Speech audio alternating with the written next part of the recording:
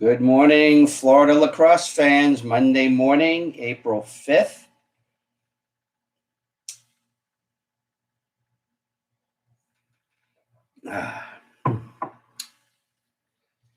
If my dad were still living, this would be his 91st birthday today. Happy birthday to him, posthumously. Fairly busy schedule over the weekend, a little bit more on the college side than the high school side. So let's, first of all, before we get into the scores, a couple of updates from the poll article from last night. Gulf Breeze head coach Earl McCauley got in touch with me, and when I pointed out in the upset of the week being potentially there with the Gulf Breeze 7-6 win over Navarre, he indicated that was pretty much his JV squad who played that game. Just a word of warning, be careful about posting things that might affect power rankings. This is obviously not going to affect Gulf Breeze's ranking at all, and probably not Navarre's either. But everyone has to sort of keep in mind that Gainesville is looking at a hybrid power ranking system, and we do have to be a little bit careful to make sure that Max Preps is as accurate as possible. Sorry. So the second thing is update on St. Andrews. They're going to basically individual isolations so that if someone tests positive now, it's the player that's going to be not available as opposed to the team. Again, we'll keep our fingers crossed that everyone who has been dealing with the COVID issue at this point of the season, that it clears up, that everyone gets to participate in districts and playoff brackets, and that we put this awful overhang over our players and coaches behind us. And going forward, we have a clean bracket and a clean district. Okay, on Friday night, we had Lake Cal, the 14-4 win over Windermere Prep. Key West, 9-2 over Coral Shores. Gulf Breeze with that 7-6 win over Navarre. Celebration, 12-5 over Freedom. Lake Mary, 12-3 over Vieira. It was a game that I watched online through the Brevard Sports Network. Those who don't know about it, Brevard has an online Facebook Live, I guess we would call it a channel, that does broadcast an awful lot of lacrosse games. I've watched a couple of times already online, and frankly, if I knew about it earlier in the year, I would have watched more. But for me to get a Lake Mary Vieira game online via stream like that is very helpful for me when it comes to judging teams. Lakeland 13-7 over Lake Nona. Oviedo 9-3 over West Orange. Creekside, the 10-1 win over Bartram Trail. And Oak Halls with a 7-4 win over Bowles. Good showing for Bowles. You might have noticed they've crept into a tie for 15th in my latest 1A poll. Easy winners that night included Nice, South Walton, Martin County, Maclay, Dr. Phillips, West Florida, and Forest. Saturday on the boys' side, there were no scores that were posted that were close. Easy winners were Newsom and Forest. I think there were only like 5 or 6 games that actually were played on Saturday. And the Atlantic Coast score that I was looking forward to seeing, I did not see, unfortunately. Okay. Tonight on the schedule, Westminster Christian is hosting Ransom Everglades. Cocoa Beach is hosting West Shore. I have a listing for Plant hosting Newsom. If that's the back end of the home and home, that's great news. Glad to see that those two schools are doing that.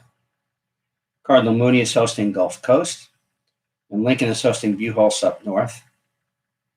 You have Jupiter, Bowles, Holy Trinity, and Steinbrenner are all in action against teams that they should handle comfortably. In the girls' action on Friday, we didn't have any of the top 15 in action. Some of the other scores Riverview 14-7 over Gulf Coast. Freedom 9-2 over Cypress Creek. West Florida 6-3 over Milton. When we had Lake Mineola, Oak Hall, Creekside, St. Augustine, Venice, Pensacola, and Oviedo, all of easy wins. On Saturday, Freedom with a 10-6 win over Alonzo. Sickles with a 13-5 win over Lakeland. And Buchholz and Ransom Everglades both with comfortable wins. Monday night, we've got Steinbrenner ranked 13th, Lake Brentley ranked 11th in action against games they should win. And then we have a top-ranked game with Haggerty at number 13 hosting Ponte Vedra, ranked number 5 so far this year. Just so people know, I did tie Steinbrenner and Haggerty in the last girls' top 15. That's why there's two 13s. In the SSC over the weekend, on the men's side, Florida Southern with a 17-10 win over Palm Beach Atlantic. Florida Southern was led by Cody Bielich with 4 goals and Jeff Atlas with 2 goals and 6 assists. Palm Beach Atlantic's Ben Justice with the hat trick for them in the losing cause. Tampa 16-7 over Florida Tech. Ben French with 6 goals for Tampa. Jack Gordon with 5 goals and 4 assists for them. Reed Chaconis and Zach Rosgani with 2 goals and 1 assist each for Florida Tech. And Rollins with the 15-13 win over St. Leo. Ryan Dunn, 7 goals and an assist for Rollins. Bailey Pringle, 2 goals and 2 assists. We have, it looks like Evan Ray with 4 goals and an assist for St. Leo. And Caden Schillo showing with 2 goals and an assist also for St. Leo in the losing cause, the freshman from American Heritage Plantation, getting some significant game time for St. Leo. On the women's side, we had Tampa with a 10-5 win over Florida Tech. Olivia Mott with 3 goals and an assist for Tampa. And Kaylee O'Brien with 2 goals for Florida Tech. We also had Rollins with a 15-13 win over St. Leo, same scores on the men's side.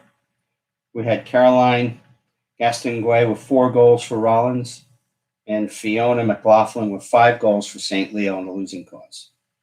In the third game, Florida Southern women 20-5 winners over Palm Beach Atlantic. We had Madison Terry, 4 goals, 2 assists for Florida Southern.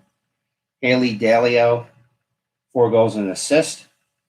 And Palm Beach Atlantic's Chelsea Smith had 2 goals in the losing cause. The men and women were both off for the weekend, as obviously with 7 teams, someone sits out. D1 action. Florida Gators completed their sweep of East Carolina, 19-7 win on Saturday, go to 9-2. Grace House with 6 goals in the win. We also had Allie Stanton and Megan Palazzi with 2 goals each for East Carolina in the loss. Also on the D1 side, the Jacksonville women with the 22-7 win over Stetson. Sarah Elms with 5 goals for Jacksonville. Alyssa Arnold with 4 goals and 2 assists. And for Stetson, Marina Rotella with 2 goals and Taylor Zubered with 1 goal and 2 assists. Jacksonville remaining undefeated on the season. I believe that makes it 6. Not really sure, to be honest. I should have checked on that. Sorry, Coach McCord. But still undefeated and certainly worthy of their national ranking.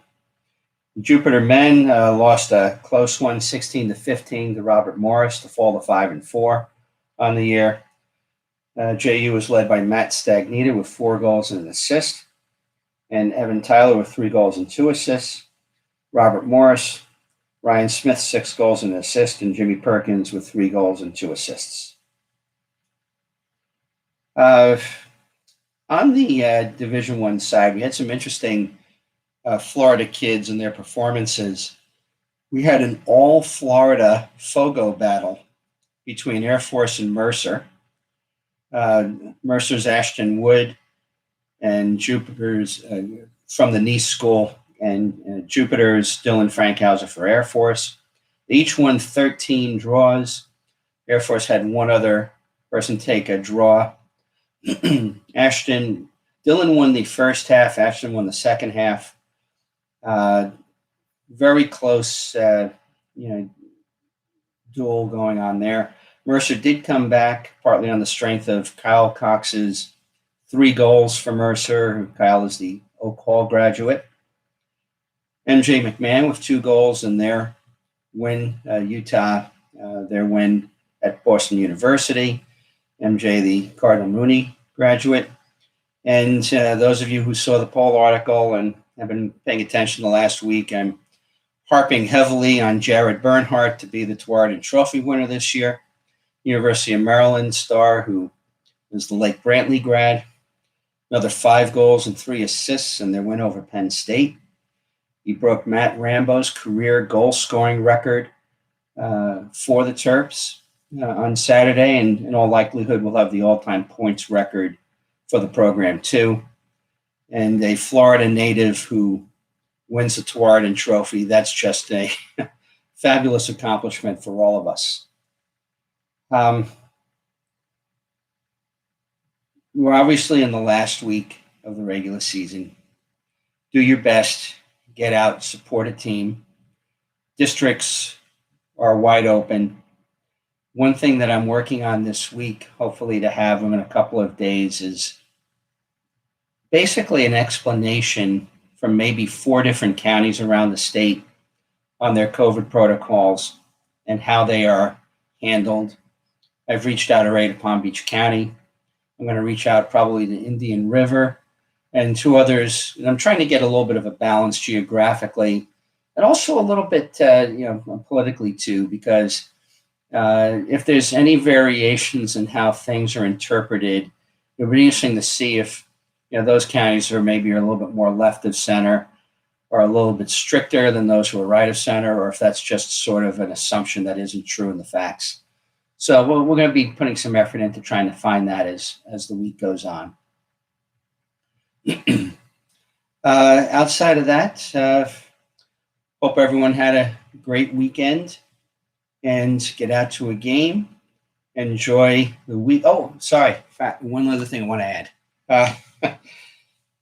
Again, those who kind of saw the poll article, this week is going to be full. I'm going to be trying to do a game Monday through Saturday and try to see as many teams that I haven't seen yet so far.